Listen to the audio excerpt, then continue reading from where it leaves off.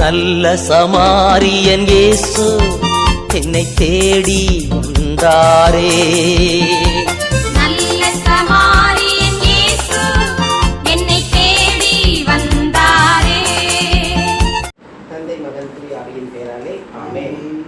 அன்பின் பரலோக தகப்பனே, இந்த முதல் ஞாயிறு நாங்கள் இந்த வீட்டாரோடு சேர்ந்து ஒருமுறை ஜெபிக்கும்படி எங்களை அழைத்து வந்த தயவுக்காக மக்கள் நன்றி செலுத்துகிறோம். இதுவரை எங்களை பராமரித்து 6 மாதங்கள் பராமரித்து 7ஆம் மாதத்துக்கு அழைத்து வந்திருக்கிறீரே. உமது கிருபை பெரிது, உமது இரக்கம் பெரிது, உண்மை அன்பு பெரிதாண்டவரே. அதற்காக மக்கள் நன்றி செலுத்துகிறோம்.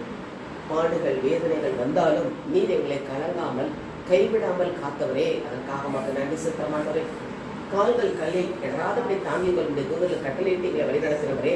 உமக்கு நன்றி செலுத்துகிறோம். ஒரு குறையும் இல்லாமல் எங்களை காத்து வந்தீரே. உமக்கு நன்றி அப்பா, நன்றி தகப்பனே. எந்த வாதையோ பல்லாப்போ எங்களை அணுகாதபடி காத்தவரே. உமக்கு நன்றி செலுத்த மாட்டதே. உமக்கென ஊழியம் செய்யும்படி எங்கள் ஒவ்வொருவரையும் தேர்ந்தெடுத்துக் கொண்டீரே. அதற்காக உமக்கு நன்றி செலுத்த மாட்டதே. நினைத்து கூட பார்க்க முடியாத காரியங்களை எங்கள் வாழ்க்கையில் செய்து எங்களை தலை நிமிர வைத்து கொடுத்தவரே. கேடகம் நீரே, மகிமையும் நீரே, தலை நிமிர செய்பவரும் நீரே அப்பா. எங்களோடு வெளியெடுக்கிற கிருபைக்காக நன்றி செலுத்த மாட்டதே. இந்த நேரத்தில் இந்த ஆராதனை வேளையிலே எங்கள் ஒவ்வொருவரையும் கரங்களுக்கு கொடுக்கிறோம் ஐயா. 2 அல்லது 3 பேர் ஒருமனப்பட்டு செபிக்கிறது நான் இருப்பேன் என்று சொன்ன இயேசுவே, இந்த இடத்துல நாங்கள் கூட்டி செபிக்கிற அந்த வெளியிலே உமது பிரசன்னத்தால் எங்களை நிரப்புங்காண்டவரே. உமது வல்லமையால் எங்களை நிரப்புங்கப்பா. நாங்கள் ஒருமனப்பட்டு செபிக்கவும் உற்சாகத்தோடு செபிக்கவும் எங்கள் ஒவ்வொருவரும் ஆட்கொண்டு வழிநடத்தணுமா என்று கருத்து கிடக்கிறவையா. வார்த்தை மனுமதுவானவரே, அந்த வார்த்தை வழியாக நீர் எங்களோடு பேசுமானவரே. அதை நாங்கள் கேட்கும்படியாக எங்கள் செவிகள் திறக்கப்படட்டும். நீ காட்டும் தரிசனங்களை காண எங்கள் கண்கள் திறக்கப்படட்டும். உமது வார்த்தையை அறிக்கையிட எங்கள் வாய் திறக்கப்படட்டும். அதற்கு தடையாக இருக்கிற எல்லா காரியங்களையும் என் இயேசுவின் நாமத்தில் அப்புறப்படுத்தி கொண்டிருக்கிறார்கள். உமது கரம் எங்களோடு இருக்கணுமா என்று கருத்தில் போடுகிறோம். ஒவ்வொரு நாட்களிலும் தெரியாமல் எங்களை பாதுகாத்து வருகிற தேவன் இந்த நாளிலும் எங்களோடு கூட இருந்து வெள்ளெடுத்த இந்த ஆராதனைகளையே உமது கருத்தில் ஒப்புக்கொடுத்து சோதனை செபிக்கிறோம். நல்லதுதாவே. ஒவ்வொரு நாட்களிலும் பிரியாமல் தடை செய்வரை ஒவ்வொரு நிமிடமும் கிருபையால் நடத்துகிறே. ஒவ்வொரு நாட்களிலும் பிரியாமல் தடை செய்வரை ஒவ்வொரு நிமிடமும் கிருபையால் நடத்திடுவே. நான் உம்மை நேசிக்கிறேன், எந்த நோயிலை பார்க்கிலும்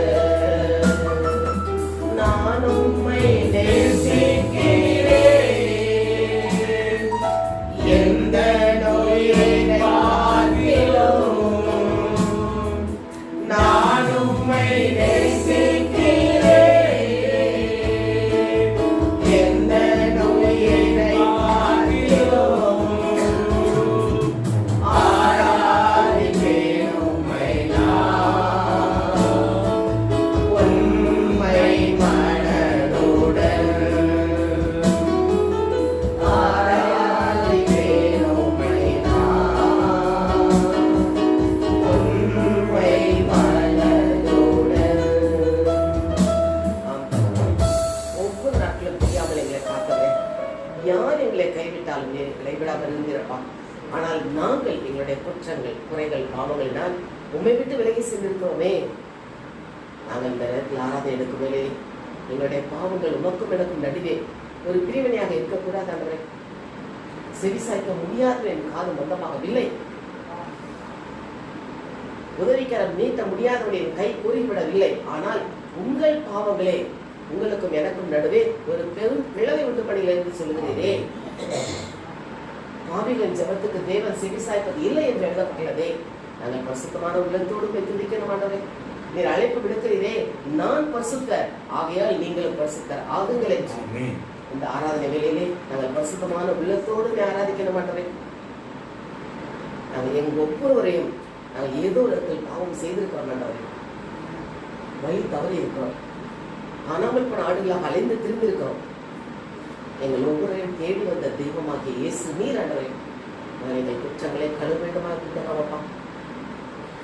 ஒரு குறையும் இல்லாமல் இதுவரை எங்களை பராமரித்து பாதுகாத்த தேவன். ஆனால் நாங்கள் அதை உணராமல் நன்றி சொல்லாமல் இருந்த நாட்கள் எத்தனை. நான் மருந்துகிற மாட்டோம்.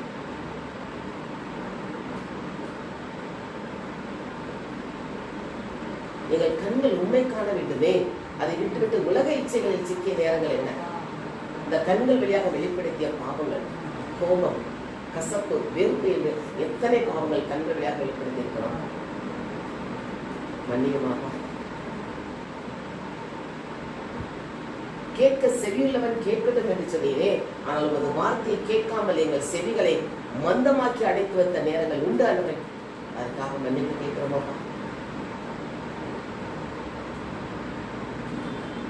உன் வாயை விரிவாய் திற, நான் அதை நிரப்பேன் என்று சொன்னேன். ஆனால் நாங்கள் நற்செய்தி அறிவிக்க வாயை திறக்காமல் மூடி வைத்துக் கொண்டிருக்கிறோமே. மற்ற பேச்சுக்கள் எவ்வளவு பேச்சுக்கள் பேசுகிறோம். மன்னியுமா, மன்னியுமா. உமக்கு முன்பாக மறைவாக ஒன்றும் இருக்க முடியாது. மனிதன் முகத்தை பார்ப்பானால் தேவனோ உள்ளத்தின் ஆழங்களை ஆராய்ந்து பார்க்கிறவரே. எண்ணங்கள், ஏக்கங்கள் எல்லாவற்றையும் நீர் அறிந்திருக்கிற தகப்பனே. எங்கள் இருதயத்தில் இருந்த எண்ணங்கள் எத்தனை எத்தனை எதிர்மறையான எண்ணங்கள் எல்லாவற்றையும் கொடுக்கிறோமா? இந்த இருதயத்தில் கல்லான இதயமாக மாறின நேரம் உண்டு. எல்லாவற்றையும் கொடுக்கிறோம். எங்களை கல்வியை பரிசுத்தமாக்குங்க.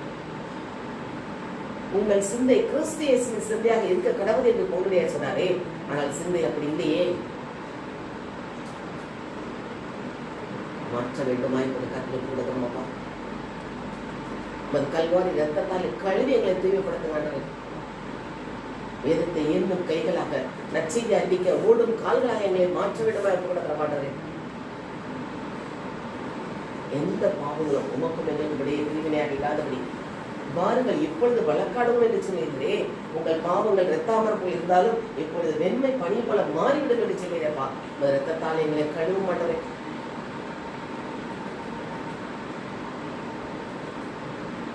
மாறவே ஆசைப்படுகிறே, என்னை மாற்றிவிடும் அருமை நேசரே. நான் மாறவே ஆசைப்படுகிறேன், என்னை மாற்றிவிடும் அருமை நேசரே. என் சொல் மாறணும், என் செயல் மாறணும். என் சொல் மாறணும், என் செயல் மாறணும். என் சிந்தை மாறணும். ஐயா, உம்மை போலவே என் சிந்தை மாறணும். ஐயா, உம்மை போலவே நான் மாறவே ஆசைப்படுகிறேன். என்னை மாற்றிவிடும் அருமை நேசரே. நான் மாறவே ஆசைப்படுகிறேன். என்னை மாற்றிவிடும் அருமை நேசரே. எங்கள் சொல், செயல் எல்லாம் மாறணும். ஆண்டவரே, சிந்தையை உமது சிந்தையாக மாற்ற வேண்டுமாய் எங்களுக்கு அது கரங்களுக்குள் தாழ்த்தி கொடுக்கிறோம். தாழ்மை உள்ளவர்களுக்கோ கர்த்தர் கிருபை அளிக்கிறார் என்று உள்ளதே. உமது கிருபையினால் எங்களை நிரப்புங்க ஆண்டவரே. உமது வல்லமையினால் எங்களை நிரப்புங்கப்பா. உமது அபிஷேகத்தால் எங்களை நிரப்புங்கப்பா.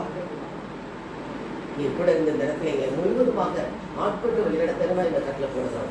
செய்திகளுக்கும் தாசனை மறைத்து நீங்க பேசுங்க ஆண்டவரே. எல்லோரும் வந்திருக்கிற ஒவ்வொருவரையும் வந்து மக்களை நம்ம கத்தனை செபிக்கிறோம். தேவ பிரசன்னத்தை அந்த இடம் நிரம்பியிருக்க இடமாக போகிறாங்க. இதை எல்லாத்தையும் பொறுப்படுத்துகிறப்பா இயேசுவின் நாமத்தில் செபிக்கிறோம் நல்ல பிதாவே. உங்கள் கிருபைதான் என்னை தாங்குகின்றது, உங்கள் கிருபைதான் என்னை நடத்துகின்றது, உங்கள் கிருபைதான் என்னை தாங்குகின்றது, உங்கள் கிருபைதான் என்னை நடத்துகின்றது. கிருபையே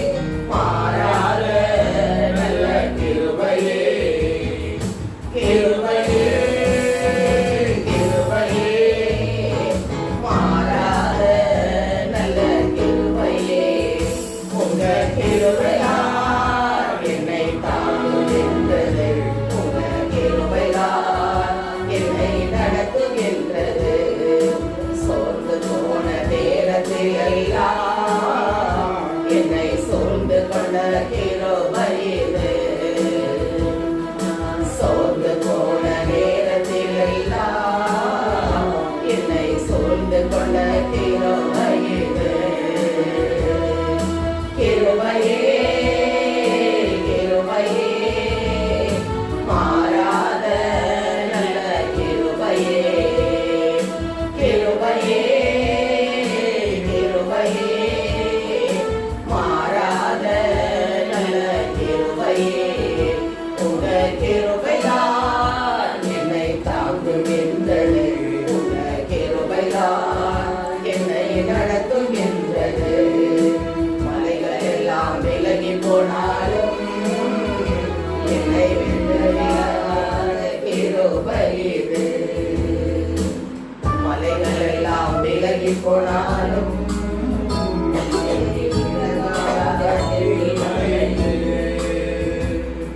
கிருபையே கிருபையே மாறாத நல்ல கிருபையே, கிருபையே கிருபையே மாறாத நல்ல கிருபையே, உங்க கிருபைதான் என்னை தாங்குகின்றது, உங்க கிருபைதான் என்னை நடத்துகின்றது.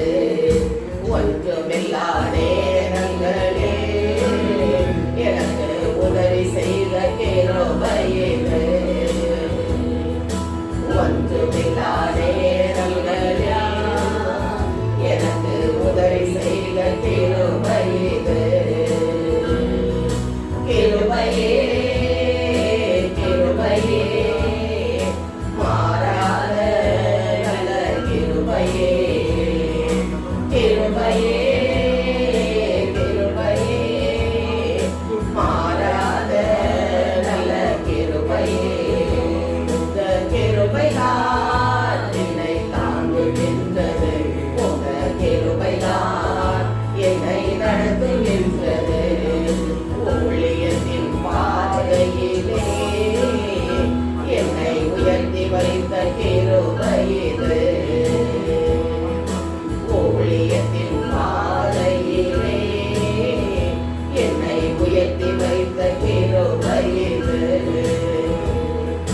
கிருபையே கிருபையே மாறாத நல்ல கிருபையே, கிருபையே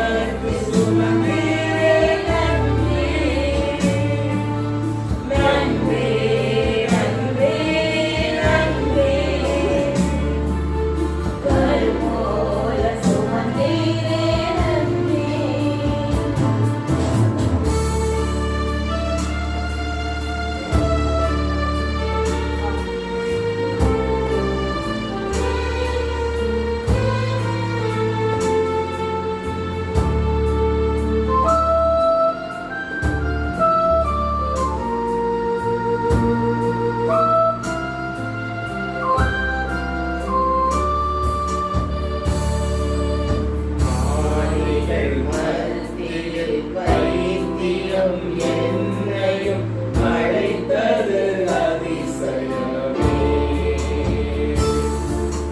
ஞானிகள் மத்தியில் வைத்தியம் என்னையும் அழைத்தது அதிசயமே. நீ பாத்திரம் அல்ல, இது கிருபையே வேறொன்றும் இல்லை. நான் இதற்கான பாத்திரம் அல்ல, இது கிருபை வேறொன்றும் இல்லை.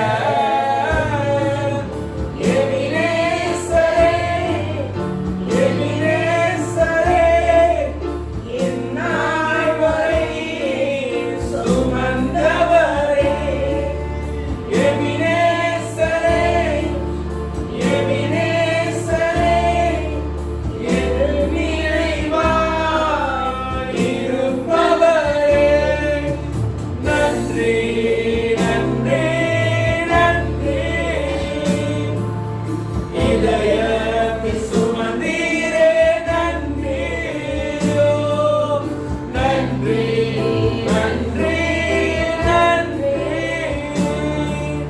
கருப்போல சுமந்தீரே, நன்றி. நன்றி, நன்றி, நன்றி. அப்பா, உமக்கு நன்றியாகவே. சுமந்தீரே, நன்றி. நன்றி, நன்றி, நன்றி. இதயத்தில் சுமந்தீரே, நன்றி. அப்பா, உமக்கு நன்றி ராஜ். ஆண்டவரே, அப்பா, நாங்கள் துதிய வாசம் அப்பா, எனக்கு கொடுங்கப்பா. அப்பா, அப்பா, வாசத்தை அப்பா, வாசத்தை துதிய உமக்கு நன்றி அப்பா. அப்பா, அப்பா, அப்பா, ஜூன் மாதம் முன்னாடி அப்பா, ஜூலை மாதம் அப்பா, ரெடிப்பா, நன்றி தரவேன்னு சொல்லி நன்றி அப்பா. உமக்கு நன்றி ராஜ், உமக்கு நன்றி அப்பா, உமக்கு நன்றி ஆண்டவரே. உமக்கு நன்றி அப்பா, உமக்கு நன்றி ஆண்டவரே, உமக்கு நன்றி, நன்றி, நன்றி, நன்றி, நன்றி, நன்றி, நன்றி, நன்றி. நன்றி அப்பா.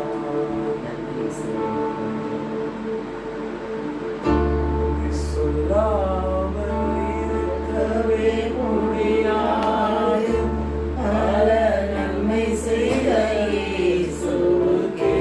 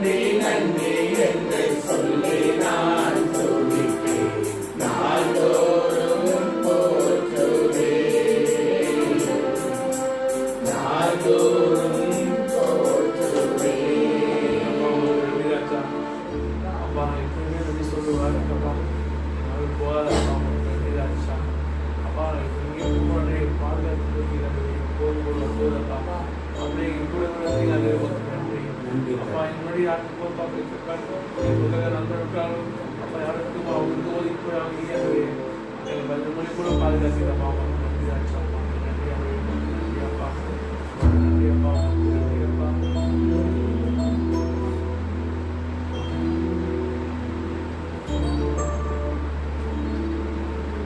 ஒன்றாம் கூடும் எல்லாம் கூடும் ஒரு வார்த்தை சொன்னால் போதும்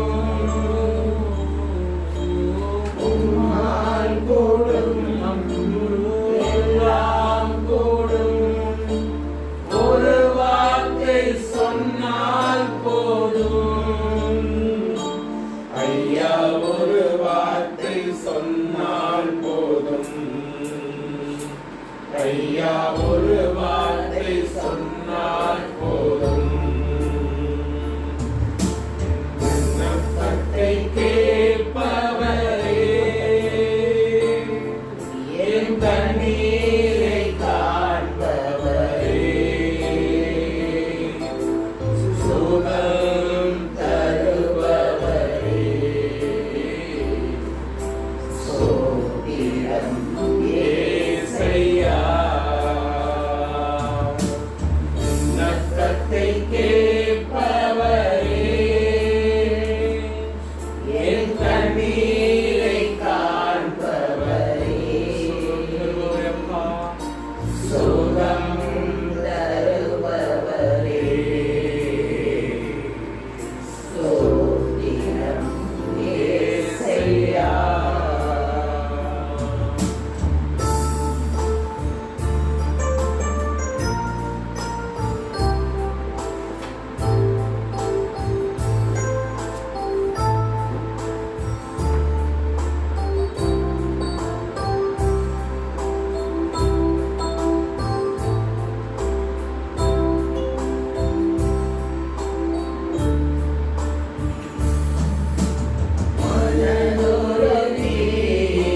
கரம் நீட்டி அதிசயம் செய்பவரே மனதுருகி கரம் நீட்டி அதிசயம் செய்பவரே ஐயா அதிசயம் செய்பவரே ஐயா அதிசயம் செய்பவரே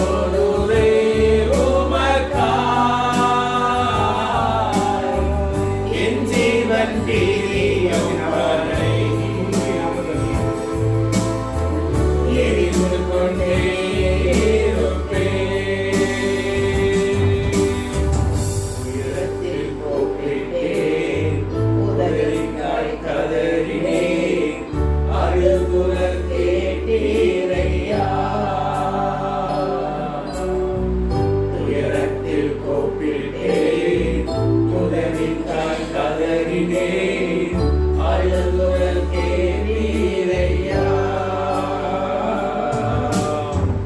துணிந்து தூக்கினீர், பெரியவனாக்கினீர், உமது காருண்யத்தால். துணிந்து தூக்கினீர், பெரியவனாக்கினீர், உமது காருண்யத்தால்.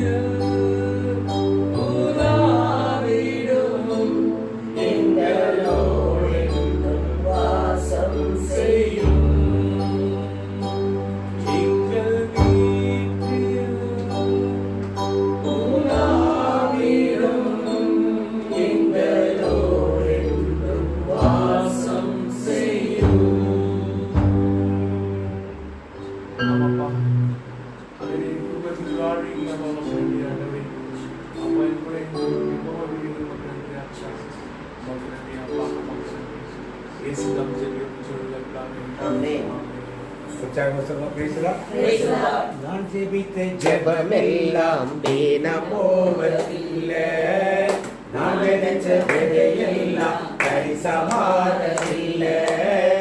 நான் ஜெபித்த ஜெபமெல்லாம் வீண போவதில்லை, நான் நினைச்ச விதையெல்லாம் பரிசமாறதில்லை. நம்புறவங்க ஒரு ஆமேன்னு சொல்லுமா? ஆமென். சரி, இன்னைக்கு ஒரு கேள்வி. என்ன கேள்வினா, பழைய ஏற்பாட்டில் தாயினுடைய ஜெபத்துக்கு ஆண்டவர் பதில் கொடுத்த ஒரு பெண் யார் என்று சொல்லு. பழைய ஏற்பாட்டில், பைபிளில் பழைய ஏற்பாட்டில் கண்ணீரோடு சத்தம் போட்டு ஜெபித்த நீங்க மாறாதா? ஒரு இடத்து பேரு ஆக, அதாவது கரெக்டாக நல்லா கேட்கறது. ஆக வாசிப்போம். தொடக்கநூல் ஆதியாகமம் 21ஆம் அதிகாரம் 16-17 வாக்கியம். குழந்தை சாவதை பார்த்து சகியேன் என்று முன்பிருந்து கொண்டே கூக்குரலிட்டு அழுதாள். கூக்குரலிட்டு அழுதாள். அப்பொழுது கடவுள் பையன் அப்பொழுது கடவுள் பையன் அழுகுரலை கேட்டார். அழுகுரலை கேட்டார். ஆண்டவரின் தூதர் வானத்தில் நின்று ஆகாரை கூப்பிட்டு, ஆகார், உனக்கு நிகழ்ந்தது என்ன? அஞ்சாதே, ஏனெனில் கிடத்திருக்கின்ற இடத்தினின்று பையனின் அழுகுரலை கடவுள் கேட்டருளினார். நீ எழுந்து பையனை தூக்கிவிடு, அவனை உன் கையில் பிடித்துக்கொள், ஏனெனில் அவனிடமிருந்து பெரிய இனம் ஒன்று தோன்ற செய்வேன் என்றார். இப்ப ஆகார் அழுத சத்தத்துக்கு தேவன் என்னென்னலாம் செஞ்சாருப்ப?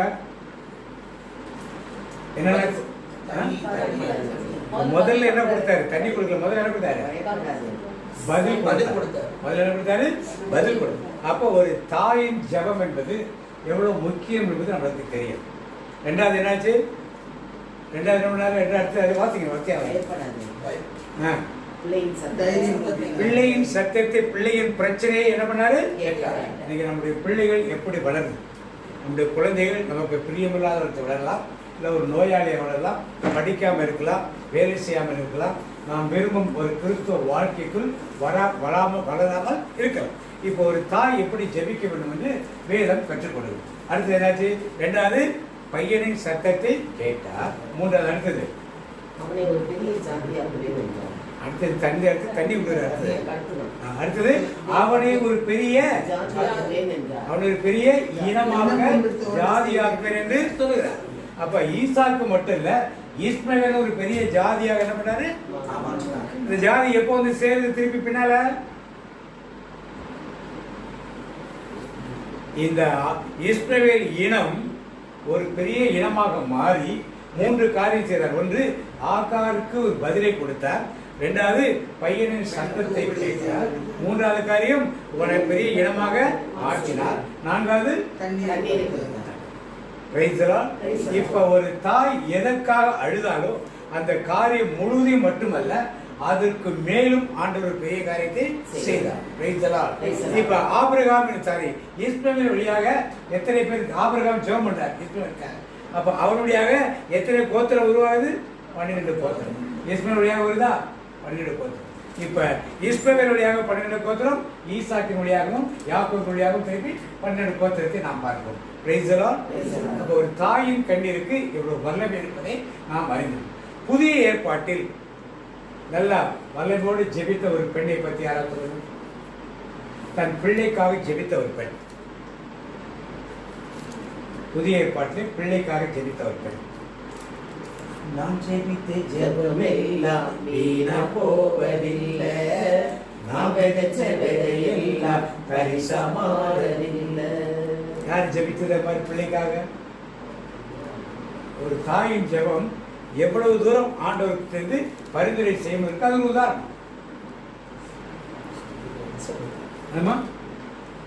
என்ன பிரதர்? எலிசபெத் மாலா சக்கரியா தனக்கு பிள்ளை வேணும்னு ஜெபம் பண்ணார். பிள்ளைக்காக ஜெபம் பண்ணல, பிள்ளை வேணும் ஜெபம் பண்ணார். ஒரு பெண்ணை பத்தி கேட்கிறோம். தகப்பன் ஜெபம் வேற இருக்கு, இது தாயின் ஜெபம். கானானிய பெண், கானானிய பெண் என்ன பண்றா? வந்து ஆண்டவரே, என் மகள் பிசாசு பிடித்திருக்கால் குணப்படுத்த நம்ம கேட்கிறோம். ஆண்டவர் என்ன சொன்னாரு? ஒண்ணுமே சொல்ல. என்ன சொல்ல? நம் தாயின் ஜபங்கள் பல ஜபங்களுக்கு தேவனுக்கு பதிலே வரல. விட்டாளா? திருப்பி கத்திக்கொண்டே அப்பவும் ஒரு பதில் சொல்ல. சீடர்கள் என்ன சொன்னாங்க? ஆண்டவரே கத்திக்கிட்டு வரா, ஒன்றுன்னு சொல்லுங்க, இல்லைன்னு சொல்லுங்க.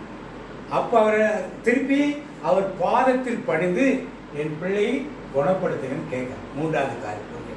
அப்ப ஆண்டவர் சொன்னாரு, நான் காணாமல் போன இஸ்ரவேல் மக்களுக்காக வந்தேன், உங்களுக்காக வரல, அப்படின்னு செய்ய முடியாது. நீங்களும் நானும் வந்து என்ன பண்ணிருப்போம்? வந்துட்டு குறிப்பா நம்முடைய மக்கள் பல பேர் மந்திரவாதத்தை போகலாம், அந்த கோயிலுக்கு போகலாம், இந்த கோயிலுக்கு போகலான்னு இப்படி பல பேர் போடுவாங்க. அவள் அப்போ ஆண்டவனை விடல. அப்புறம் ஆண்டவர் இருக்கிறாரு, பிள்ளைகள் அப்பத்தை எடுத்து அப்பா விட்டாள நம்மளை பார்த்து நாய்க்கு தான் விட்டுருமா? அவ என்ன பண்ண உடனே ஆமா பண்ணுது, மேய்ச்சலுக்கு கீழே விடுறது, பிள்ளைகள் சாப்பிடாது. யார் சாப்பிடா?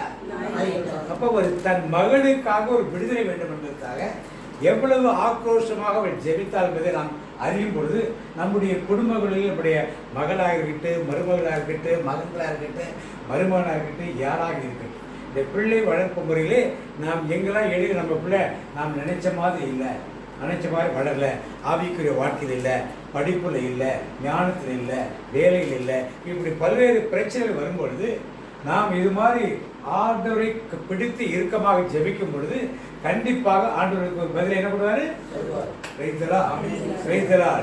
நம்ம பிள்ளைகளை சொல்ற பிள்ளைகளை போய் நாம் பேச வேண்டிய தேவையில்லை. விசாரித்து பிடிச்ச பிள்ளைங்க போய் என்ன பேச முடியும்? சாக போற ஆக்கார் தன் மகன்கிட்ட போய் என்ன பேச முடியும்? அவரெல்லாம் அந்த நிலையிலே இல்லை. இல்லாத இன்றைக்கு நம்முடைய சமுதாயத்தில் பிள்ளைகளுக்கு இப்படி ஜெபிக்கும்படி ஆண்டவர் நமக்கு கற்றுக் கொடுக்கிறார். Praise the Lord. சரி, இன்றைக்குள்ள ஒரு டாபிக்ல வருவோம்.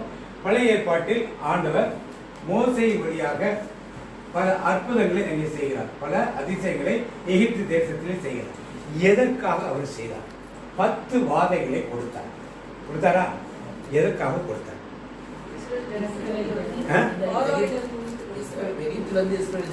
அது மட்டும்தானா? அது ஒரு காரியம்.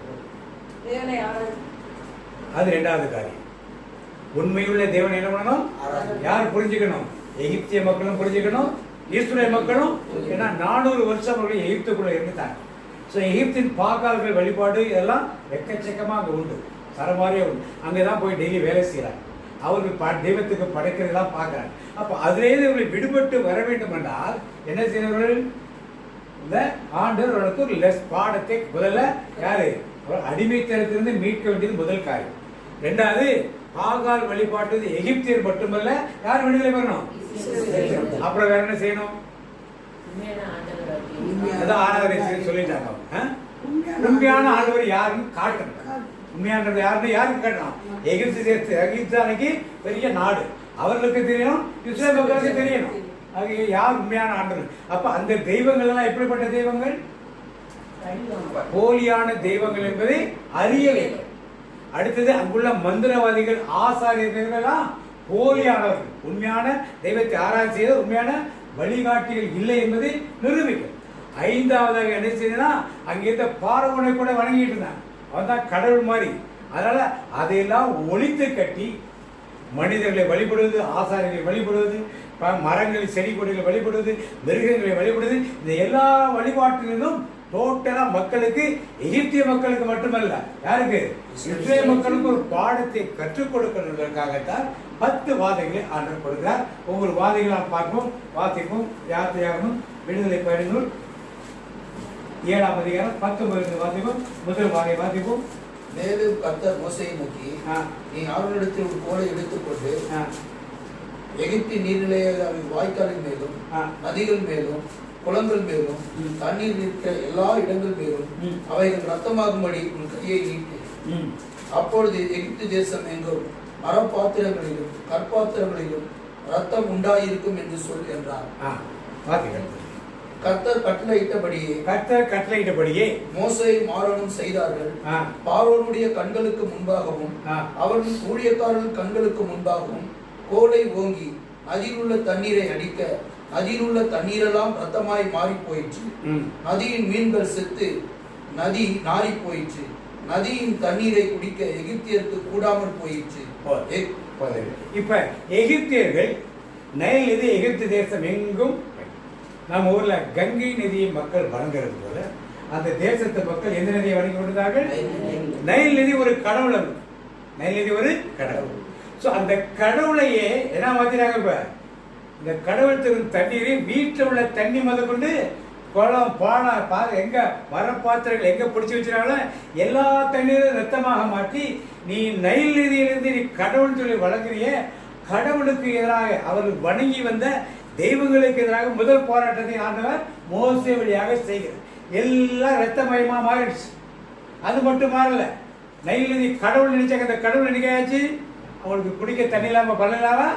ஸோ கடவுள் உன்னை காப்பாற்றவில்லை என்பது முதல். 2வது அதில் உள்ள மீன்கள் பார்த்தீங்க, அதில் உள்ள மீன் பார்த்தீங்க, நதியின் மீன்கள் செத்து நதி நாறி போயிற்று. நதியின் தண்ணீரை குடிக்க எகிப்தியருக்கு கூடாமல் போயிற்று. எகிப்து தேசம் எங்கும் ரத்தமாய் இருந்தது.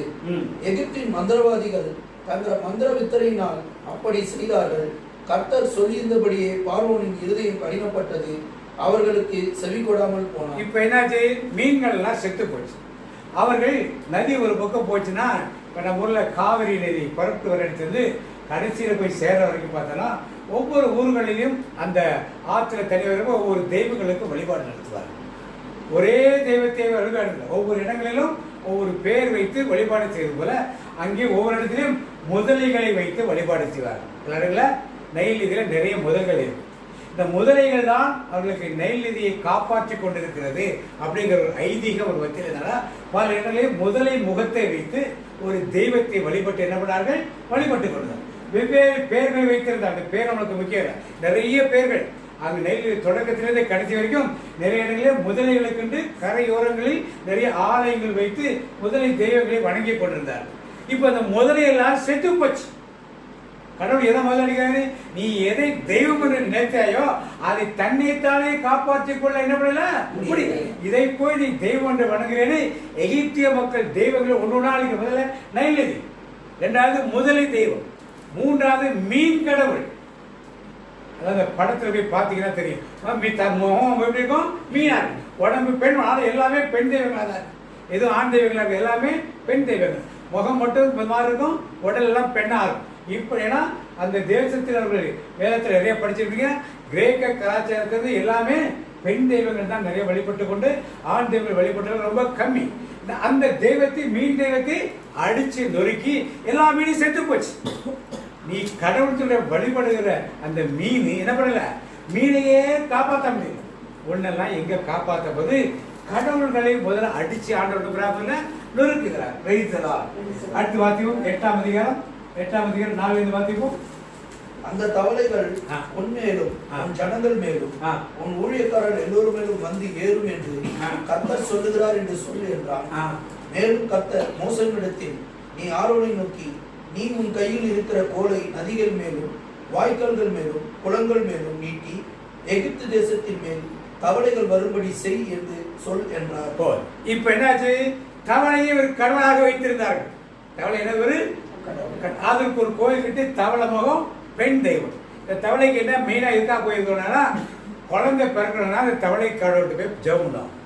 அவர்களுக்குள் ஒரு ஐதீகம்.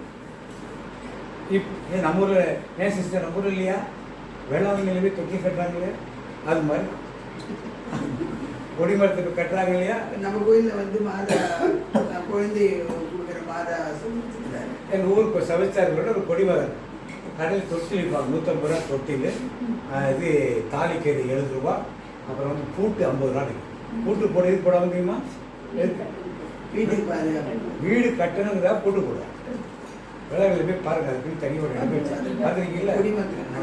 கொடிமரத்தை சுற்றி கட்டிருப்பா. தாலி கொண்டு கட்டிட்டு போனா கல்யாணம் நடக்கணுவாங்க. இன்னும் வேற என்னென்னதான் வச்சுருக்காங்க தெரியல, நம்ம எல்லாம் போய் விசாரிக்கிறது இல்லை. ஆனால் எல்லாம் போர்டு போட்டுருக்குல்ல. அது மாதிரி அவர்களுக்கு ஒரு ஐதீகம். தவளை தெய்வத்தை சொன்னா குழந்தை பெருக்கிற ஐதீகம். தவளையை யாராவது கொண்டுட்டா அவங்களுக்கு மரண தண்டனை விதிப்பார். அவளுக்கு கொண்டு அப்படிப்பட்ட ஒரு தெய்வமாக தவளை தெய்வத்தை. அதனால இப்ப என்னாச்சு? தவளை எல்லாம் வீட்டுக்கு வந்து படுத்துச்சு மேல வந்து உட்காரு. இப்ப என்ன பண்ண முடியாமல? கொல்லாம இருக்க முடியுமா? இது யார்? மந்திரவாதிகள் செய்வார்கள். தத்தம் வந்து மந்திரவாதிகள் செய்வார்கள். இப்ப அவங்களுக்கும் என்னாச்சுன்னா, இந்த கடவுள்கள் செய்யற மந்திரவாதிகள் கூட செய்யறாங்க. அப்ப மந்திரவாதியும் ஆசாரியர்கள் குருக்கள் எப்படிப்பட்டவர்கள்? மேன்மையானவர்கள் என்ற எண்ணம் அவங்களுக்குள்ளே இருந்து கடவுள் எல்லாம் ஒழிச்சு கிடையாது. முதல்ல நெய்லதி ஒழிச்சாச்சு, அது முதலே ஒழிச்சாச்சு, அடுத்தது மீனை ஒழிச்சாச்சு, இப்ப யாரு? தவளை கடவுளை ஒழிச்சாச்சு. அடுத்ததாக வாசிங்க. அடுத்தது மந்திரவாதிகள் 14ஆம் வசனம் 8-16. அப்பொழுது கர்த்தர் மோசேயினிடத்தில், நீ ஆரோனை நோக்கி உன் கோலை நீட்டி பூமியின் புழுதியின் மேல் அடி, அப்பொழுது அது எகிப்து தேசம் எங்கும் பேன்களாய் போம் என்று சொல் என்றார். அப்படியே செய்தார்கள். ஆரோன் தன் கையில் இருந்த தன் கோலை நீட்டி பூமியின் புழுதியின் மேல் அடித்தான். அப்பொழுது அது மனிதர்கள் மேலும் மிருக ஜீவன்கள் மேலும் பேன்களாய் எகிப்து தேசம் எங்கும் பூமியின் புழுதியெல்லாம் பேன்களாயிற்று. இப்ப இத புது மொழிபெயர்ப்புல கொசுன்னு கொடுத்தோம். ஏன்னா இந்த பேன் வந்து பறக்கிறது. வந்து அது என்ன கரெக்டான ஒரு இது இன்செக்ட் நம்ம நாட்டில் இல்லை. அதெல்லாம் புது மொழிபெயர்ப்பு கொசு. அது கொசுவும் கிடையாது, பேனும் கிடையாது. பேன் மாதிரி இருக்கிற ஒரு ஆனால் பறக்கும். அது எங்கன்னா வந்து எல்லாரையும் கடிக்கும். எல்லாரையும் வந்து என்ன கடிக்கும். அப்படிப்பட்ட அந்த கடிக்கிறது மனிதர்கள், மிருகங்கள், மந்திரவாதிகள் எல்லாரையும் போய் கடிச்சிச்சு. இப்ப மந்திரவாதிகள் என்ன செய்ய முடியல? அந்த பேனை விரட்ட முடியல. பேனை உருவாக்க முடியல, விரட்ட முடியல. இப்ப என்னாச்சு?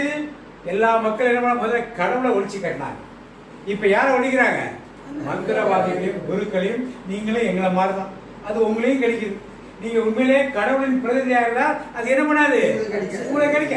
இப்ப உங்களையும் கிடைக்க. நீங்கள் அதே வேதனை பண்ணுங்க.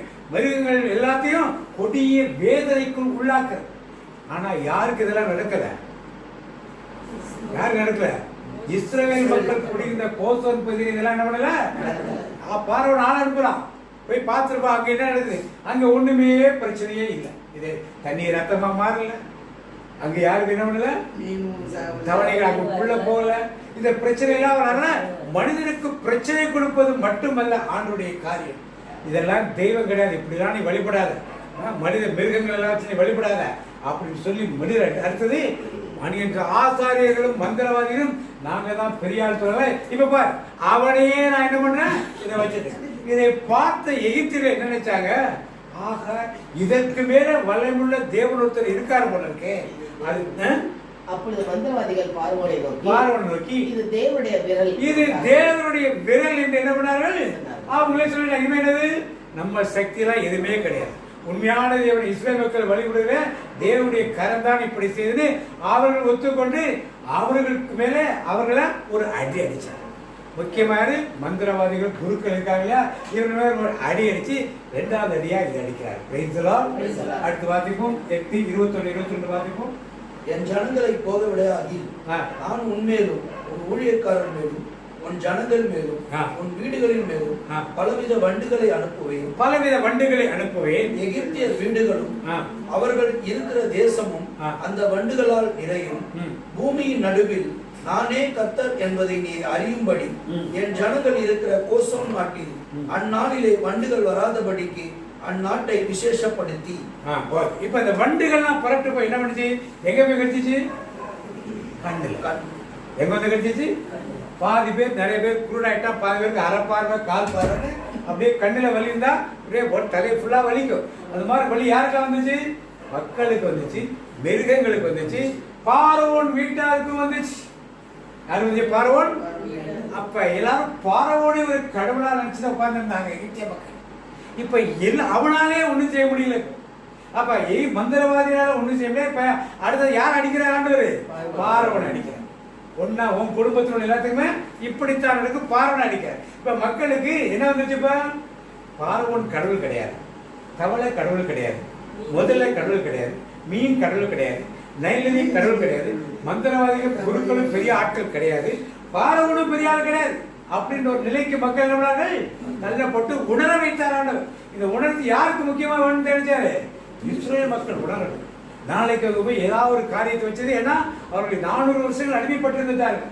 அவர்களுக்கு உண்மையான தேவன் யாருன்னு சரியா தெரியாது, ஆராதிக்கிறதுக்கு நேரம் கிடையாது, ஆராதனை கிடையாது. அன்னைக்கு பைபிளா இருந்துச்சு, சபைகள் இருந்துச்சா, குருக்கள் இருந்தார்களா, யாராவது இருந்தாங்களா? ஆனால் இவர்கள் கற்றுக் கொடுக்கணும்னா குறையினத்து வழிபாட்டுக்கு முதல்ல வெளியே வரத்துக்கு இதை கற்றுக் கொடுக்குறாங்க.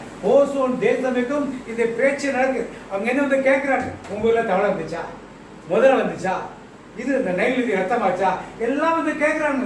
இங்க ஒண்ணுமே நடக்கலையே, நல்லா இருக்குதுன்னு பார்த்துட்டு அப்ப அவர்களுக்கு தெரியுது இதெல்லாம் அங்க நடக்குது, நம்ம தேசத்துக்கு நடக்கலன்னு ஓசோனில் குடியிருந்த இஸ்ரேல் மக்களுக்கு எல்லாம் அறிவிக்கும்படி ஆண்டவரிடம் ஆள் அனுப்புறாரு ராஜா. பாருங்க அங்க போய் என்ன நடக்குது பாரு.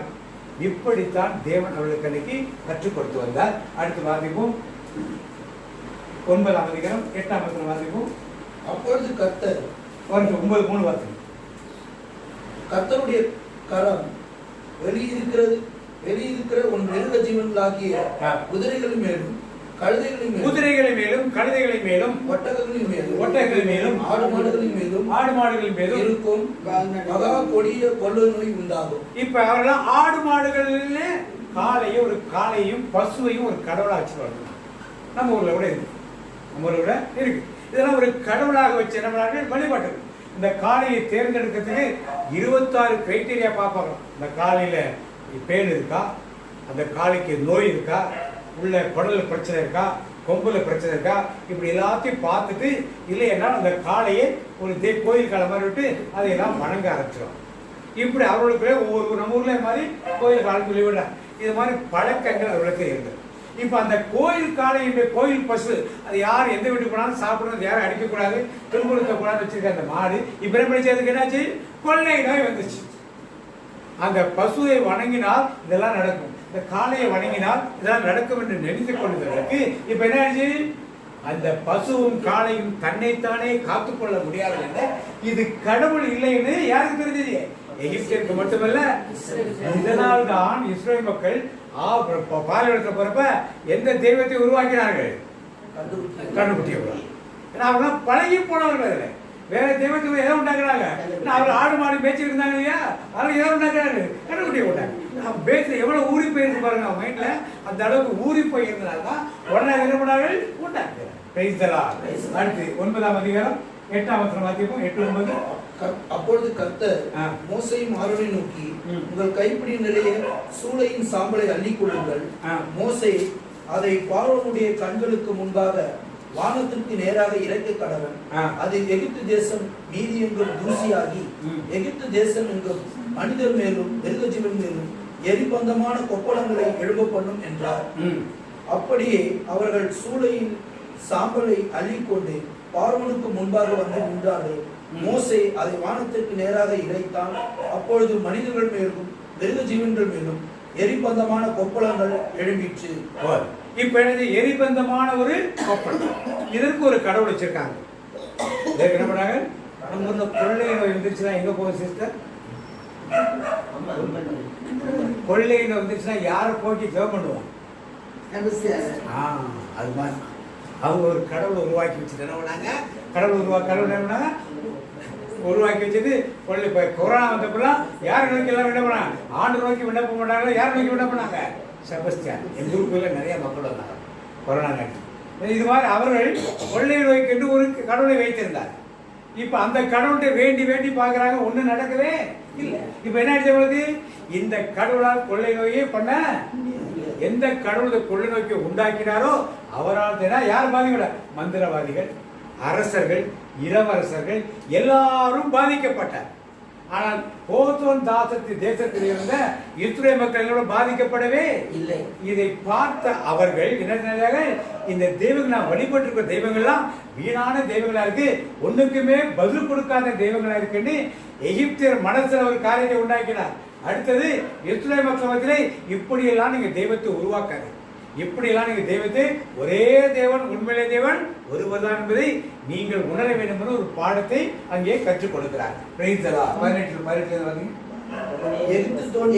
நிறுவப்பட்டது தொடங்கி இன்று வரை அங்கே இருந்திராத அளவுக்கு மிக கொடிய கல்மழையை அதில் நாளைய தினம் இந்நேரத்தில் பெய்ய செய்வேன். நாளைய தினம் கல்மழையை பெய்ய செய்வேன். எனவே உன் கால்நடைகளின் வயல்வெளியில் உனக்குரிய எல்லாவற்றையும் பாதுகாப்பான இடத்தில் தஞ்சம் புக செய்ய இப்போதே ஆள் அனுப்பிவிடு.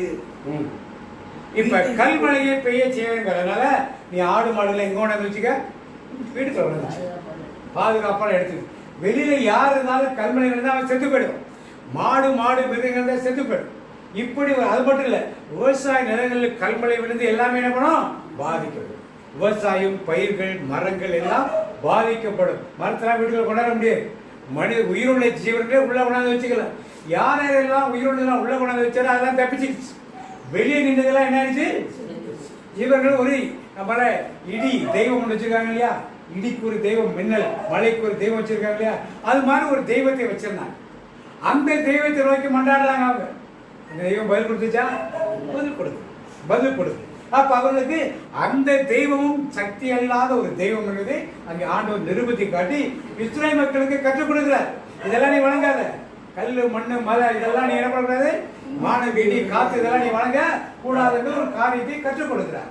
இது முடிஞ்ச பிறகு இதற்கென்று வைத்திருந்த கடவுளும் அவர்களுக்கு பதில் கொடுக்கல. அதுக்கப்புறம் வாசிப்போம் 10ஆம் அதிகாரம் 4ஆம் வசனம் வாசிப்போம். நீ என் மக்களை அனுப்பிவிட மறுத்தால் நாளைய தினமே உன் எல்லைகளுக்குள் வெட்டுக்கிளிகளை வர செய்வேன். உன் எல்லைகளுக்குள் வெட்டுக்கிளிகளை வர வைப்பேன். யாருமே தரையை பார்க்க முடியாத அளவுக்கு அவை நாட்டை நிறுத்திவிடும். கல்மழைக்கு தப்பி உங்களுக்கென எஞ்சி நிற்பதை அவை தின்று தீர்க்கும். வயல்வெளியில் தளர்விடும். உங்கள் மரங்கள் அனைத்தையும் அவை தின்றொழிக்கும். உன் வீடுகளும் உன் அலுவலர் அனைவரின் வீடுகளும் எகிப்தியர் அனைவரின் வீடுகளும் அவற்றால் நிரம்பும். இது உன் தந்தையர்களின் நாட்டில் வாழ தொடங்கிய நாள் முதல் இன்று வரை கண்டிராத ஒன்றாகும் என்றார். இப்ப வெட்டுக்கிளியை ஒரு தெய்வமாக வழிபட்டு கொண்டிருந்தார். வெட்டுக்கிளியை ஒரு தெய்வமாக வைத்து எகிப்தின் எல்லா பகுதிகளிலும் ஒரு சில பகுதிகளை வழிபட்டு, இப்ப அந்த தெய்வம் வந்து இப்ப என்ன பண்ணுது, உங்க பயிர்கள் என்ன பண்ணுது, அழிக்குது. இதெல்லாம் ஒரு தெய்வமா? மரத்துல எல்லாம் பூச்சி எல்லாம் வந்து எல்லாத்தையும் அழிச்சு போச்சு. அவ நீ நினைக்கிற தெய்வமா இருந்தா அது எப்படி இப்படி எல்லாம் அழிக்கும் என்று எகிப்திய மக்கள் உணர்ந்து கொள்ளத்தக்கதாக அந்த வெட்டுக்கிளையை அனுப்பித்து தேசத்தையே மீறி கல்மலைக்கு தப்பிய பயிர்களெல்லாம் நாசம் பண்ண வைத்து சாப்பாட்டு பொருள் இல்லாம சாப்பிடறதுக்கு ஒண்ணு இல்லாமல் செய்ததை நாம் பார்க்கிறோம். பாருங்க, தேவன் ஏதோ வாதைகளை கொடுத்துட்டு போகல, ஏதோ துன்பப்படுத்தணும் படுத்தல, அவர்களுக்கு ஒரு அறிவுரை வேண்டும் என்பதற்காக எகிப்தியருக்கும் கற்றுக் கொடுக்கிறார், இஸ்ரேல் மக்களுக்கும் அந்த அறிவுரையை கற்றுக் கொடுக்கிறார். அடுத்ததாக வாசிப்போம் 10ஆம் அதிகாரம் 21 வாசிப்போம். மீண்டும் ஆண்டவர் மோசேயிடம், எகிப்து நாட்டின் மேல் இருள் ஏற்படவும் இருளில் அவர்கள் தடுமாறவும் உன் கையை வானோக்கி நீட்டு என்றார். மோசே வானத்தை நோக்கி தம் கையை நீட்டினார். 3 நாட்களாக எகிப்து நாட்டை காரிருள் கவி இருந்தது. 3 நாட்களாக எகிப்து நாட்டில் என்ன காரிருள்? ஒருத்தர் மூஞ்சி ஒருத்தர் பார்க்க முடியுது. ஆள் நினைச்சு அங்க பார்க்க சொல்லலாம். கோசை நாட்டிலே அங்க வெளிச்சம் இருக்கு, இங்க என்ன இல்ல வெளிச்சம். எகிப்து நாட்டுல என்ன வெளிச்சம்? அப்ப அவர்கள் சூரிய கடவுளை மிக வணங்கி கொண்டிருந்தார்கள். இன்றைக்கு நம் நாடுகளே சூரிய வழிபாடு இருக்கு, சூரிய வழிபாடு இருந்தது. அந்த சூரிய கடவுள் அவரை நோக்கி எல்லாம் ஜெபம் பண்றாங்க. சூரிய கடவுள் 3 நாளைக்கு கண்ணே மோசே வந்து அதை விரட்டின பிறகுதான் இருள் போச்ச வெளிய. அப்ப அவருக்கு சூரியன் கடவுள் இல்லை என்பதை என்ன பண்ணாரு? இதனால்தான் ஆசாரிப்பு கூடத்தை ஆண்டவர் வைக்கிறார். உடன்படிக்கை பட்டி பிள்ளை எந்த டைரக்ஷன் வைக்கிறாரு? எல்லாம் பாலைவனத்துக்கு போன பிறகு பாளையத்துக்கு ஆசாரிப்பு கூடத்தை கட்டுறாங்க இல்லையா? அப்ப தேவ உடன்படிக்கை பழைய கிருபாத்தனம் இருக்கு. எதை நோக்கி அது இருக்கும்? எந்த டைரக்ஷன் இருக்கும்?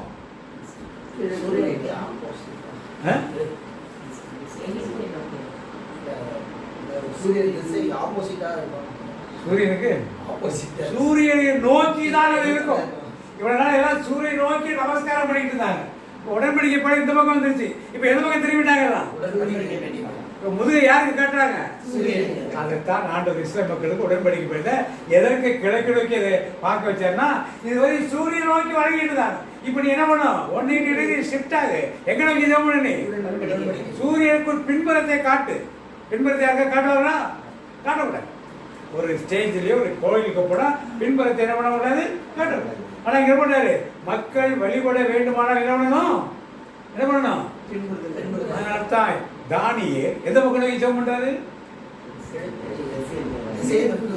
எந்த தேசம்? மேற்கு. அவர் இருக்கிற எங்க இருக்கிறது? அந்த திசையை வைக்கணும். கடவுள் எங்க இருக்காரு? மேற்கு தானே இருக்காரு. அங்க நோக்கி ஜெபம் பண்றாரு.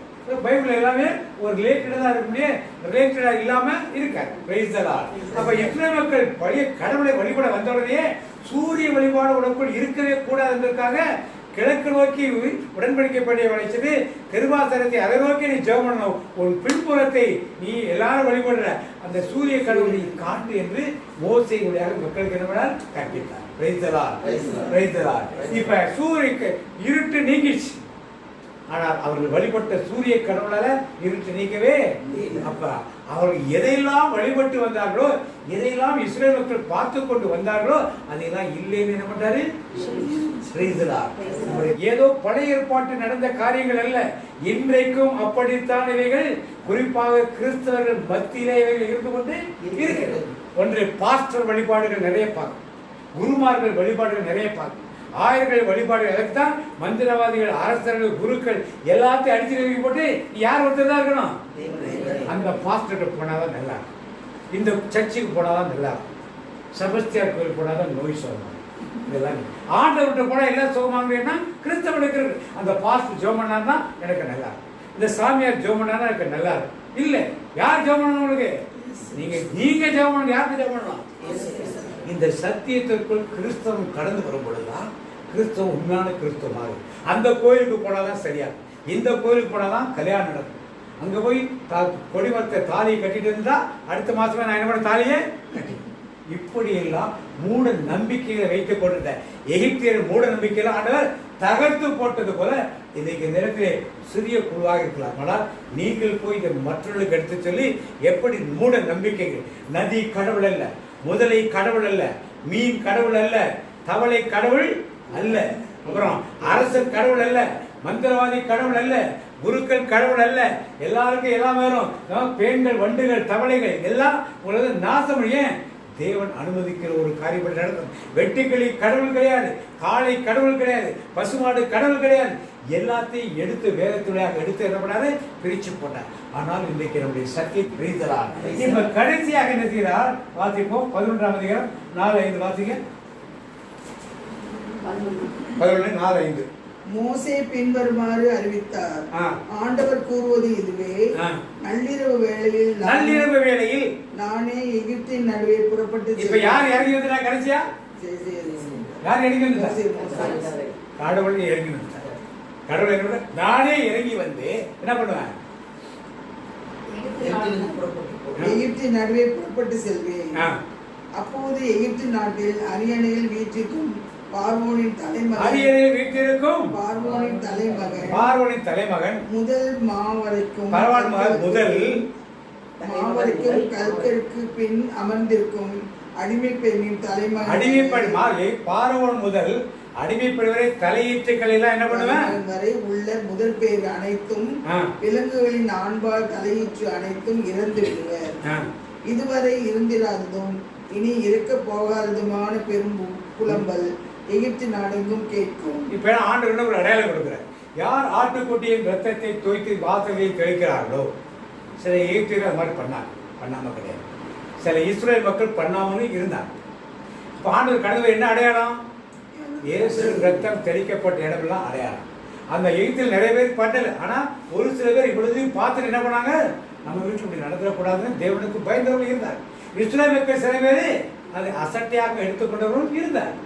இப்படி எந்த வீட்டுல ரத்தம் தெளிக்கப்படக்கூடிய வார்த்தை அது ஆண்டவரே இது வரைக்கும் மோசே தான் போயிட்டு இருந்தார். இப்ப யார் வந்துட்டா?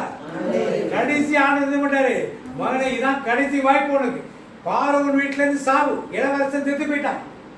மூத்த மகனை கல்யாணம் பண்ணி அவனும் செத்து போயிட்டான். குருக்கள் யாரு மந்திரவாதி எல்லா வீட்லயும் செத்து போயிட்டான்.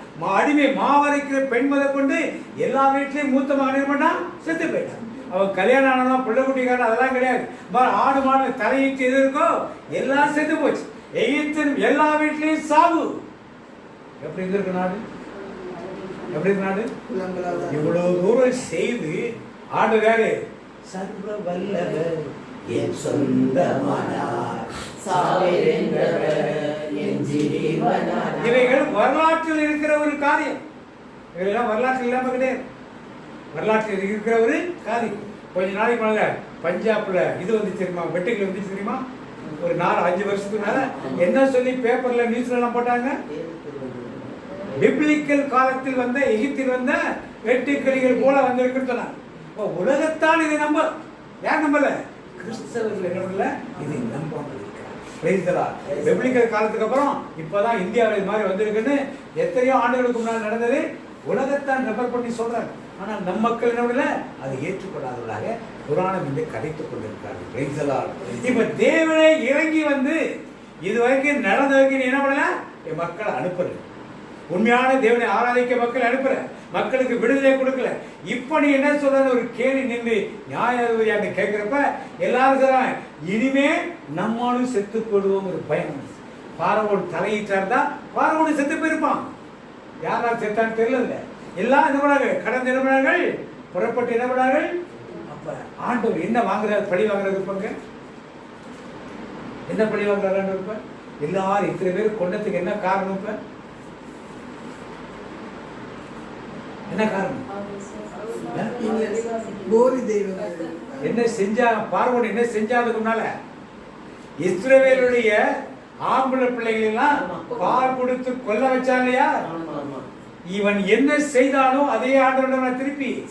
அப்ப இஸ்ரேல் மக்கள் எவ்வளவு வேதனைப்பட்டிருப்பாங்கன்னா, தங்க ஆம்பளை பிள்ளைலாம் நெல் போடணும், இல்லை கள்ளிப்பால் கொடுத்துடணும், கொண்டுறணும்னு சொல்லி மருத்துவ செயல்கள்லாம் ஆலோசனை கொடுத்தப்ப எவ்வளவு வேதனைப்பட்டிருப்பாங்க. பிள்ளையை கொள்றதுக்கு, சின்ன பிள்ளையை கொள்றது எவ்வளவு வேதனைப்பட்டிருப்பாங்க. ஆண்களே இல்லாத மாதிரி பண்ணிட்டத இதை தேவன் என்ன பண்ணாரு, அவரே இறங்கி வந்து உன் பிள்ளைகளை கொண்டாலே என் பிள்ளைகளை கொண்டல. இப்ப பாரு என்ன நடக்குது பாரு. நானே இறங்கி மோசம் தேவையில்லை, இருக்கு நானே இறங்கி வந்து வீட்டை பார்த்து கொண்டிருக்கிற எல்லாத்தையும் அதோட நிக்கிற.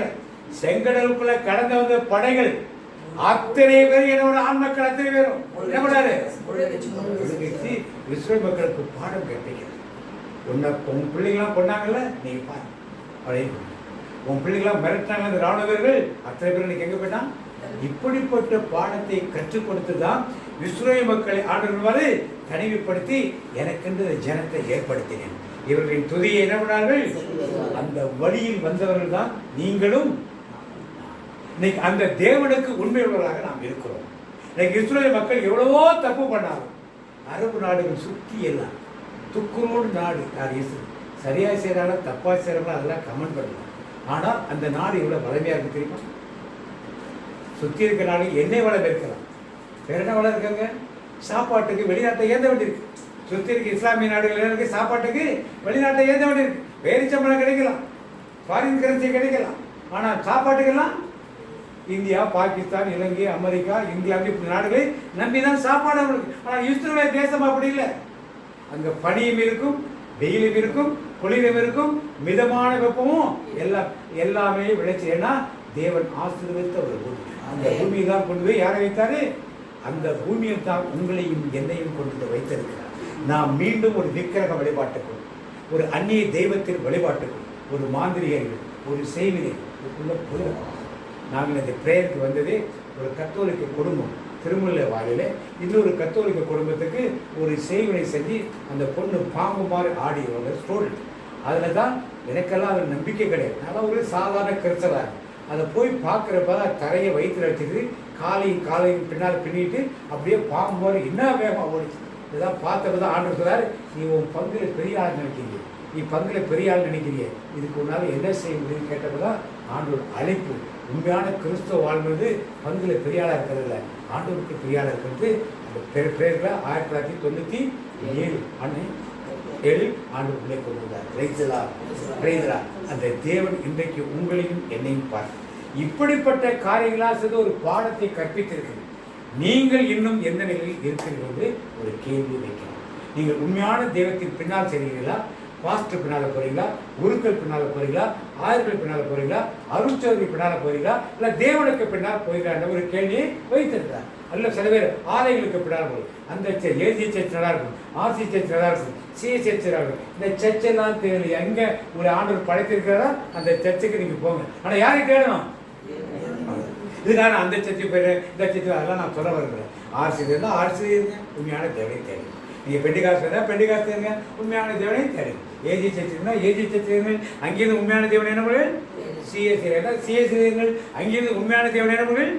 அங்குள்ள மந்திரவாதிகளையும் அரசர்களையும் ஆண்டிகளையும் குருக்களையும் தேடி அறிந்து போல நாம் யாரையும் மனிதர்களை தேடியாமல் தேவனை தேடுவதாக நாம் இருப்போம். அப்படிப்பட்ட சிந்தனையோடு இன்னைக்கு ஆண்டு நிறைய கற்றுக் கொடுத்துருக்காரு. அவங்களுக்கு எதை வழிபடுகிறோம் என்பதை நாம் உணர்ந்து பார்ப்போம். சில பேர் பைபிள் அப்படியே தொட்டு கும்பிடுவாங்க. நான் பைபிளை தலையினை கடியில் வச்சுட்டு படுத்த முடியாது, அப்பதான் பிசாசு வராமல் இருக்குது. நீ வந்தா நீ விரட்டு, உனக்குள் ஆண்டவர் இருக்கார், நீ விரட்டு. இப்படி இதெல்லாம் ஒரு மூட நம்பிக்கை. மூட நம்பிக்கை மொத்தமான ஒண்ணு வெளியே சாயந்தரம் மடத்துல சாமிக்கு விளக்கேற்ற இருந்தது, சாமிக்கு கற்பூரம் போடுறது, சாமிக்கு சாம்பிராணி காட்டுறது, இதெல்லாம் மூட நம்பிக்கை.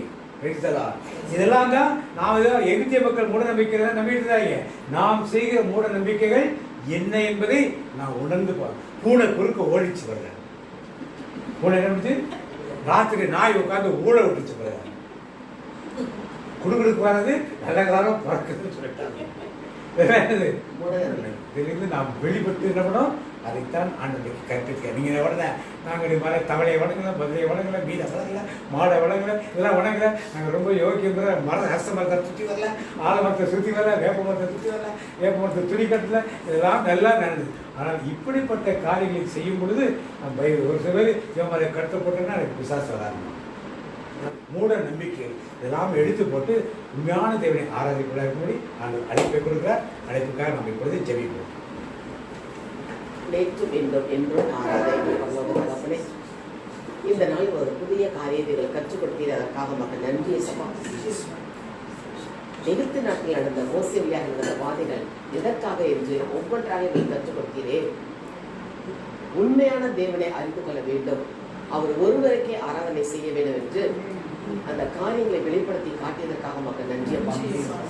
மக்கள் அறியாமல் எகிப்து தேச மக்கள் செய்த காரியங்களையே இஸ்ரவேல் மக்களும் கடைபிடிக்க ஆரம்பித்தார்களே, அதனால் அவர்கள் அங்கிருந்து வெளியே வர வேண்டும், உண்மையுள்ள தேவனுக்கு ஆராதனை செலுத்த வேண்டும் என்று ஒவ்வொன்றாக அவர்கள் வழிபட்டு வந்த மிருகங்கள் எல்லாவற்றையும் அழித்து போட்டீரே.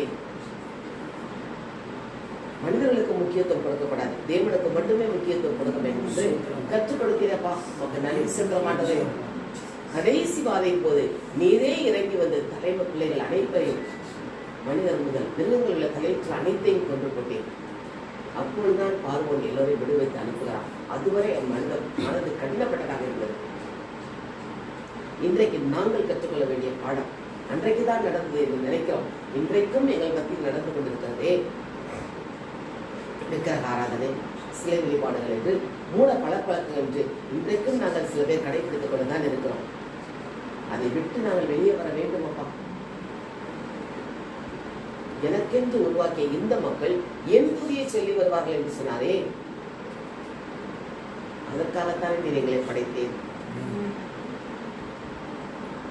நான் உருவாக்கிய ஜனம் என் புகழை எடுத்துரைப்பர் என்று ஆலயத்தில் நாம் பாடுவோமே, புகழை பாடுவது என் வாழ்வின் இன்பமையா, உம்மருளை போற்றுவது என் வாழ்வின் செல்வமையா. ஆம் தகப்பனே, துதி கன மகிமை எல்லாம் ஒருவருக்கு மட்டும்தான் இருக்க வேண்டும். அதை விட்டு நாங்கள் மனிதர்களுக்கோ மிருகங்களுக்கோ மூட பழக்க வழக்கம் கொடுக்க கூடாது என்பதை இந்த யாத்திராகம் புத்தகத்தை நீ வெளிப்படுத்தி காட்டினீரே. உமக்கு நன்றி செலுத்துவோம். எங்கள் விசுவாச கண்களை திறந்து விட்டதற்காக உமக்கு நன்றி அப்பா. நாங்கள் ஆவியோடும் உண்மையோடும் தொழுது கொள்ள வேண்டும். இயேசு கற்றுக் கொடுத்தாரே. அந்த சமாரிய பெண் கேட்டபோது நாங்கள் இந்த மலையை தொழுதுகிறோம், நீங்கள் எப்படி கேட்டோம். ஆண்டவர் சொன்னார், எங்கும் தேவனை தொழுது கொள்ளும் காலம் வரும், ஆவியோடும் உண்மையோடும் தொழுது கொள்ள வேண்டும் என்று இயேசு கற்றுக் கொடுத்த பாடம். பொருட்களால் அல்ல, மற்ற காரியங்களால், நடைமுறை காரியங்களால், தீபம் ஏற்றுவது, தீபம் ஏற்றுவது, ஊதுபத்தி காட்டுவது அல்ல. எனக்குள் வாசமா இருக்கிற தேவன். ஏனென்றால் நான் அவர் ஆலயம். உங்கள் உடல் பரிசுத்த ஆவியின் ஆலயம் என்று சொன்னாரே. அந்த உடல் எங்களுக்குள் வாசம் செய்கிற ஆவியானவரை, அந்த தேவனை நாங்கள் ஆவியோடும் உண்மையோடும் தொழுது கொள்ள வேண்டும் என்று கற்றுக் கொடுக்கிறீரப்பா. அதற்காக உமக்கு நன்றி செலுத்த மாட்டவே. உமக்கு ஒப்பானவர் யாரும் இல்லை ஆண்டவரே. நீர் ஒருவரே பரிசுத்த, நீர் ஒருவரே ஆண்டவர், நீர் ஒருவரே உன்னதர் ஆண்டவரே. நாங்கள் ஆலயத்தில் பாடுகிறோமே, நீர் ஒருவரே பரிசுத்தர், நீர் ஒருவரே ஆண்டவர், நீர் ஒருவரே உன்னதர். ஆம் தகப்பனே, உமக்கு மட்டும்தான் மாட்சி, மகிமை, கனமும் எல்லாம் நாங்கள் செலுத்த வேண்டுமே. உமக்கு ஒப்பானவர் யாரும் இல்லை. உமக்கு ஒப்பானவர் யார்? உமக்கு ஒப்பானவர் யார்? உமக்கு ஒப்பானவர் யார்? உமக்கு ஒப்பானவர் யார்? வானத்திலும் பூமியிலும் உமக்கு ஒப்பானவர் யார்? வானத்திலும் பூமியிலும் உமக்கு ஒப்பானவர் யார்? உமக்கு ஒப்பானவர் ஒருவரும் இல்லை. நானே கர்த்தர், என்னை அல்லாமல் வேறு இரட்சகர் இல்லை என்று சொன்னீரே. உம்மை மட்டுமே நாங்கள் ஆராதிக்க வேண்டும். உம்மை மட்டுமே நாங்கள் முழு உள்ளத்தோடு ஆராதிக்க வேண்டும், முழு பலத்தோடு ஆராதிக்க வேண்டும். கடவுளாகி ஆண்டவரே, முழு உள்ளத்தோடும், முழு ஆத்மாவோடும், முழு ஆற்றலும், முழு பலத்தோடும் அன்பு கூறுவாயா. இந்த பாடத்தை கற்றுக் கொடுத்தீரப்பா. நாங்கள் உலக போக்கில் சென்று விடக்கூடாது, உலகத்தின் நடவடிக்கைகளுக்குள் நாங்கள் சென்று விடக்கூடாது. நாங்கள் அப்பா உலகிற்கு ஒப்பாகவும் ஒளியாகவும் எங்களை பிரித்தெடுத்து வைத்திருக்கிற ஆண்டவரே, அதை நாங்கள் கடைபிடிக்க எங்கள் கற்றுக் கொடுத்தீரே. உமக்கு நன்றி செலுத்த மாட்டோம். நாங்கள் ஆரம்பத்திலே பாடினோமே, ஒளியாக நாங்கள் மற்றவர்கள் இதை எடுத்து செல்ல வேண்டுமே. எரிந்து கொண்டே இருப்பேன் எப்போதுமே உமக்காய், என் ஜீவன் பிரியும் வரை எரிந்து கொண்டே இருப்பேன், எரிந்து கொண்டே இருப்பேன் எப்போதுமே உமக்காய், என் ஜீவன் பிரியும் வரை எரிந்து கொண்டே இருப்பேன். இந்த நாளில் இந்த சத்தியத்தின் வெளிச்சத்தை எங்களுக்கு கொடுக்கிறீரப்பா. இந்த வெளிச்சம் எங்களுக்குள் எரிந்து கொண்டு இருக்க வேண்டும் ஆண்டவரே. இறுதி வரை அவன் எரிந்து பிரகாசிக்கிற விளக்காய் இருந்தான் என்று சொன்னது போல நாங்கள் எப்போதும் உமக்கு பிரகாசமா இருக்கிற விளக்காக இருக்க வேண்டும் ஆண்டவரே. எந்த உலக போக்கிலும் உலக பட நடவடிக்கைகளுக்கும் மற்ற காரியங்களுக்கு நாங்கள் கடைபிடிச்சு விடாதபடி இன்றைக்கு எங்களுக்கு எச்சரிக்கையாக ஆலோசனையாக நீர் கொடுத்தீரே அது சீக்கிரத்தில் வரப்போகிற இயேசு ராஜாவை நாங்கள் முகமுகமாய் சந்திக்க வேண்டுமே, உம்முகம் பார்க்கணும், உம்மோடு ரசிக்கணும் ஆண்டவரே. அதற்காக எங்களை அழைத்திருக்கிறீரே, அதற்காக மக்கள் நன்றியை சொல்லுவோம். இந்த வேத வார்த்தைகளாக எங்களோடு பேசியதற்காக மக்கள் நன்றி சொல்லுவோம். எப்படிப்பட்ட கிறிஸ்துவ வாழ்க்கை நாங்கள் வாழ வேண்டும், கிறிஸ்து ஒருவருக்கே உண்மை உத்தவனாக இருக்கிற கற்றுக் கொடுத்தீரப்பா. கற்றுக் கொடுத்த அந்த ரகசியங்களுக்காக மக்கள் நன்றி சொல்லி இயேசுவின் நாமத்தில் ஜெபிக்கிறோம் நல்ல பிதாவே.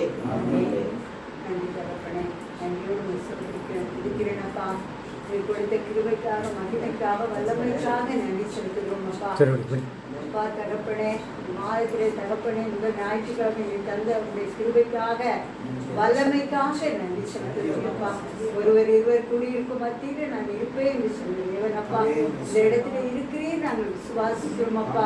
வந்தவர் ஒவ்வொருவரையும் ஆசீர்வதித்து நீர் அனுப்பும்படியாக கரத்தில் ஒப்பு கொடுக்கிறோம் ராஜா.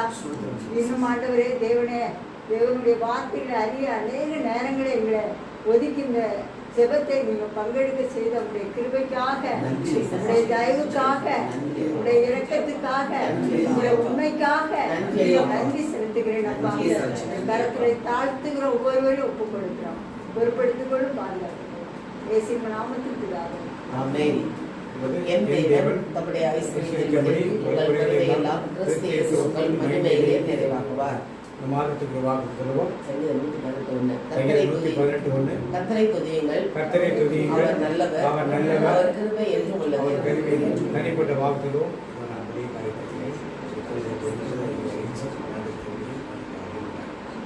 கர்த்தருடைய ஆசீர்வாதத்தை உன்னை காக்க கிடவர். கர்த்தர் முகத்தினை பிரகாசிக்க கிருபையை கிடவர். கர்த்தர் முகத்தினை பிரசனமாக்கி உன்னை சமாதானம் செய்வார். என் ஆத்துமாவே கர்த்தரை ஸ்தோத்திரி, என் உள்ளமே கிறிஸ்துவாகிய ஸ்தோத்திரி, என் ஆத்துமாவே கர்த்தரை ஸ்தோத்திரி, அவர் செய்த சகல உபகாரங்களையும் இயேசு ரத்தத்தில் மறைந்துள்ளே, இயேசு ரத்தத்தில் மறைந்துள்ளே, இயேசு ரத்தத்தில் மறைந்துள்ளே, சாத்தான் தீங்கு செய்ய முடியாது, தீங்கும் என்னை அணுகாது. தீங்கில்லை, தீங்கில்லை, தீங்கில்லை, நோயில்லை, நோயில்லை, நோயில்லை, தோல்வியில்லை, தோல்வியில்லை, தோல்வியில்லை, சாத்தான் தீங்கு செய்ய முடியாது, தீங்கும் என்னை அணுகாது. தந்தை மகன் தூய ஆவியின் பெயராலே ஆமென்.